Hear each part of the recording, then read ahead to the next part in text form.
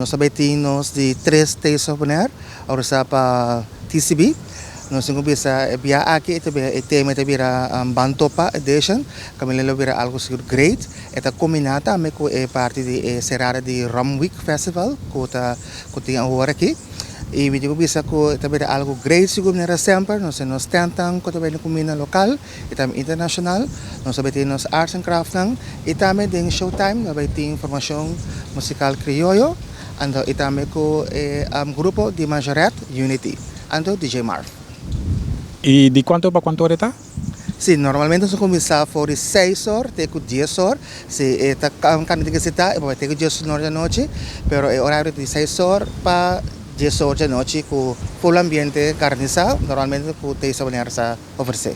Dessa maneira está conhecido para comida não. O que nós podemos verwachten à noite aqui? Bom, eu comendo variar.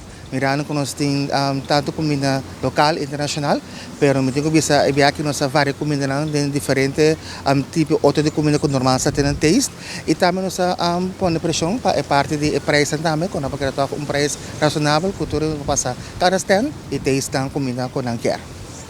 Ok, Angelo, tem oportunidade para evitar povo de Bonaire para bem gostar de nós dos chiteiros a Bonaire. Sim, me quero de parte do turismo, nós evitar tour para bem já sabra agora na Wilhelmina Park para bem apresentar Taste of Bonaire, é de 3 edition, que nós vai ter algo seguro, grande, não era sempre.